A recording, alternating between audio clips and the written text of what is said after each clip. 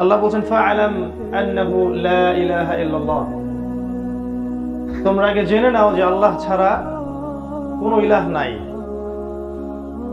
আল্লাহ ছাড়া কোনো ইলাহ নাই, এটা তুমি ভালো করে জেনে নাও হে নবী মুহাম্মদ সাল্লাল্লাহু আলাইহি ওয়াসাল্লাম।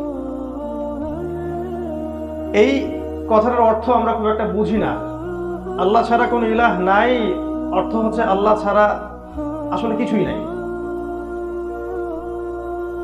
আল্লাহ ছাড়া আমার জীবনের মালিক কেউ না।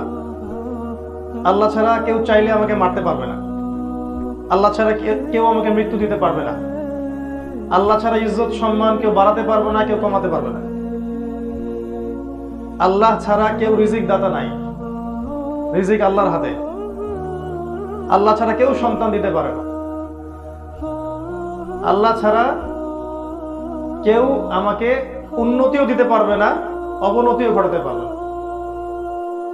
আল্লাহ ছাড়া পরকালের জীবনে আমাকে কেউ পুলসিরাত পার করাবে না, কবরের শাস্তি থেকে বাঁচাবে না, ডান হাতে আমলনামা দিবে না, জাহান্নাম থেকে বাঁচাবে না, জান্নাতে প্রবেশ করাবে না। আল্লাহ ছাড়া হক কোনো মাবুদ নাই। আল্লাহ ছাড়া ইবাদত পাওয়ার যোগ্যও কেউ নাই। লা ইলাহা ইল্লাল্লাহের আরো আছে ব্যাখ্যা। আল্লাহ ছাড়া কারো নামে নজর মানত করতে পারবেন না। আল্লাহ ছাড়া কাউকে সিজদা করতে পারবেন না। আল্লাহ ছাড়া কারো সামনে আত্মসমর্পণ করতে পারবেন না। আল্লাহর হুকুম ছাড়া কোনো হুকুমই নাই। আল্লাহ যা দিয়েছেন সেটাই চূড়ান্ত। যেটাই আল্লাহ এবং তার রাসূলের সাথে সাংঘর্ষিক সেটাই বাতিল। আরো আছে, আল্লাহ ছাড়া আপনার আমার জীবনে আপন বলে কেউ নাই। আল্লাহ ছাড়া আমাদের জীবনে আপন বলে কেউ নাই।